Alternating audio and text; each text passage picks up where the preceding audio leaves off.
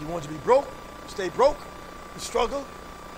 He wants you to stay lacking in need. And God said, God is rich, but my God shall supply all our needs. Somebody said, if you had an option of being rich, famous, would you want it? I said, no. I would say not without God. I was listening right now. All the wealthy people in California right now, houses are burnt down. All the money going up, and the multi-million-dollar mansions are going up in smoke. I was listening how I think it's Kirk Douglas, not Kirk, but Michael Douglas, who was Kirk Douglas' son. I said now they have a endowment or fund that they want to start to give money to those who need. I think about all the people, all the wealth they have, the people, the money they have, and a lot of them may meant wealth in the world.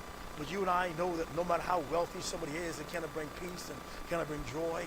Do you remember Robin Williams, that great, well-known comedian who had all that wealth and money and committed suicide? You know of so many wealthy people out there, again, who have money and they're rich and they have their Learjets, and yet they're miserable.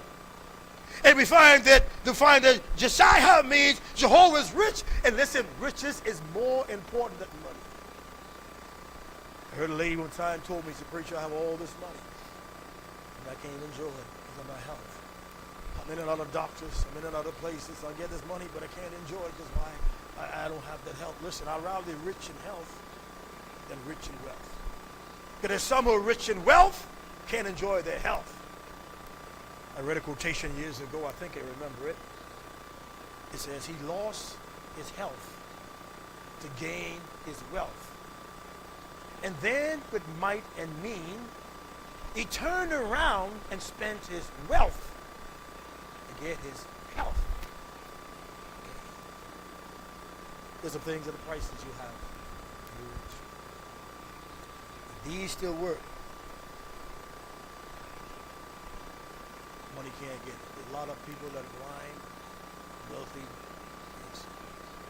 If these still work, it may not work like they used to. Huh? But they still work. If these still work, if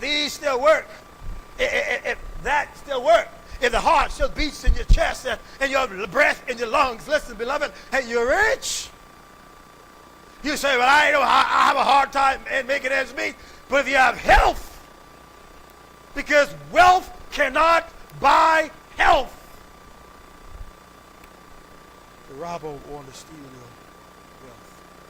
And then the last word again, Ezra chapter 8, verse 18. Jesiah, and then we find again Moriah, his brethren and their sons, 20. And that means, Moriah means unhappy. So Ezra prayed, God, there's a robber in the way. We have to go from Persia to Jerusalem, but there's a robbers in the way. We're going to faint and we're going to fast for your protection. We're going to pray for your protection so they don't steal from us these things, these 7 things I mentioned. They don't steal from us these 7 names, list of names that mean something. They don't take from us these things that I mentioned, that God's, we can make it. There's a robber in the way. In 2016, in Savannah, Georgia, a Brinks truck going down the streets of Savannah, Georgia. The Brinks truck got robbed. They come to find out, Brother Greg, it was an inside deal. One of the drivers, an ex-driver, they had no plan, they know the route, they know the policy of the Brinks company, and they set it up to rob it. 28-year-old Victor Nason, 23-year-old Joshua Scott, 33-year-old Gregory Lamar. There's a robber in the way. And they robbed the Brinks truck. Now, they hit it. They hit the gold pot for sure. They hit the jackpot. The Brinks truck usually carried something. If you hit it at the right time, you know. But again, they got caught. This is a robber in the way. Ezra now had responsibility for the funds. We talk about the resources of these funds. We talk about the responsibility of these funds, the robber of those funds. But notice now, there's a reckoning of those funds. In Ezra chapter 8, verse number 33, it took them 3 days' journey from Persia to get to Israel, Jerusalem. And in Ezra chapter 8, verse 32 said, and we came to Jerusalem and abode there 3 days. They stayed 3 days. It took about 3 days to get there from the journey. Back then, they didn't have no jet to fly in from Israel to Persia. By the way, Persia is the modern day Iran and Iraq. As a matter of fact, Iran and Iraq in the old would have been combined. So Iran and Iraq is Persia. Now they've split up because of Iran and Iraq. Remember Saudi Arabia, Saddam Hussein under Iraq, and the people of Tehran now, that's Persia, Old Testament Persia. So between from Jerusalem to Persia, they had to go now. But notice now, they had all this thing, they waited. In Ezra chapter 8, verse number 29, he said, watch ye and keep them until ye weigh them before the chief of the priests and the Levites and the chief of the fathers of Israel at Jerusalem. So when they got the resources of the funds and the 100 grams of gold and then the silver of grams of gold and then had 600, I think it says 600 weight of gold, 600 talents of silver and 100 talents of gold. And before they start the journey from Tehran or Persia to Israel, they weigh the gold and they weigh the silver. And as they put them in the chariots to go towards Jerusalem, and when they got to Jerusalem, the Bible said there, as they got to Jerusalem, they began to weigh it again to make sure that the gold that they started out with in Hava in Persia, it was still the same amount, and that the silver they started out with the same amount, and that the talents was all the same amount. And so when they got to Jerusalem, they weighed it in the house of God, where they're going to build, to make sure the funds were still the same. Now go back to Ezra again, chapter 8, and verse number 29. They will watch ye and keep them until you weigh them before the chief of the priests and the Levites and the chief of your fathers at Jerusalem in the chamber of the house of the Lord.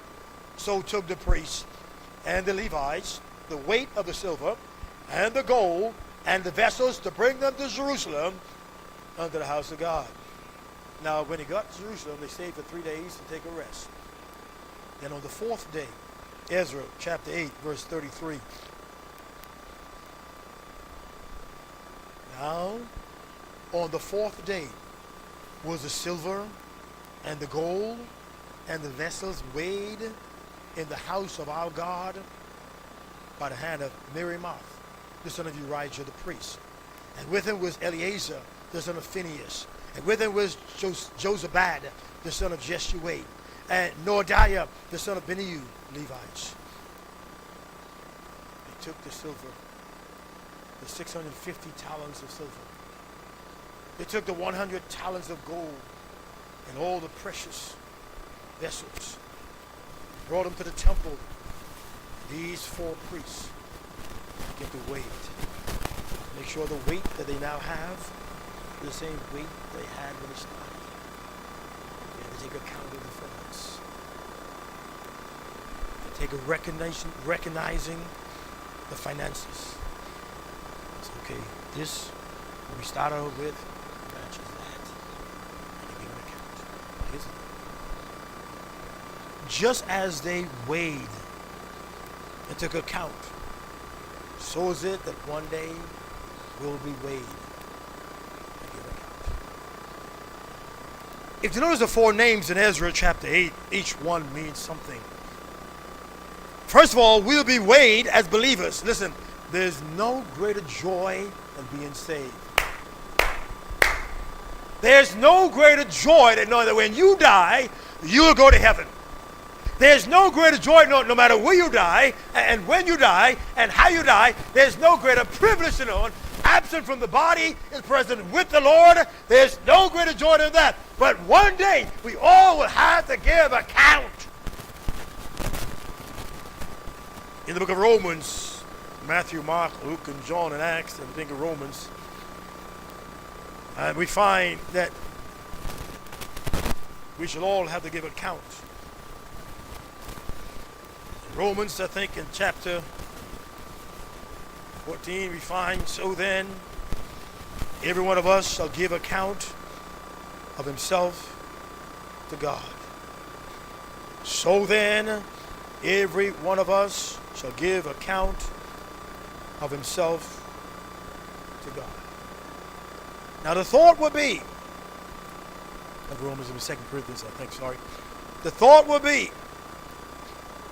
that once we have to give account to God, we find that these four priests in in Ezra chapter 8 shows us some areas we will have to give account in. We're going to be weighed in. I was watching one old reel when Muhammad Ali was boxing Joe Frazier. And as you know, they all have to get on the scale. They got to weigh themselves in. Some guys try to make themselves look meaner, you know. They got to be weighed in to take account.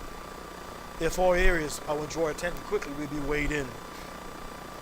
Ezra now, go back to Ezra quickly, chapter 8 for the sake of time. Ezra chapter 8, verse number 133. The first area we'll be weighed in. We'll have to give account for the strength of our life, the strength of our light. In Ezra chapter 8, verse number 33 said, now on the fourth day was the silver and the gold and the vessels weighed in the house of our God by the hand of Miriam. He had to give account of the building fund. This was the building fund money. Had to give account of the building fund money. And then we find, first of all, that Miriam is weighed in the house of our God by the hand of Miriam, the son of Urijah. Now, Miriam means strength. And the son of Urijah means Jehovah is light. We have to give account and weighed to give account of the strength of our light. See, you are light and I'm a light.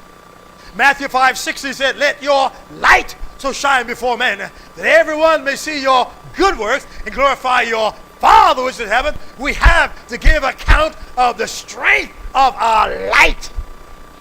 Go back to Matthew chapter 5, verse 16. In Matthew's Gospel, chapter 5, verse 16, at that day, we'll have to weigh in and give account of the strength of our light. You heard the song, this little light of mine, and I'm going to let it shine. This little light of mine, I'm going to let it shine, let it shine, let it shine, let it shine. We will have to give account of the strength of our light. Matthew 5:16 said these words, let your light so shine before men, that they may see your good works and glorify your Father which is in heaven. But no, Matthew 5:15 says, Matthew 5:14 says, ye are the light of the world. A city that is set on a hill cannot be hid. Neither do men light a candle and put it under a bushel, but on a candlestick, and to give it light unto all them that are in the house. Merimoth means, the word Merimoth means strength. Son of Urijah means Jehovah's light. And we have to give account of the strength of our light. Each one of us and all of us have a certain level of light. When you go out into the world, those especially unsaved, when they see you, they'll see a certain level of light. And you want your light to shine bright. You want your light to be seen.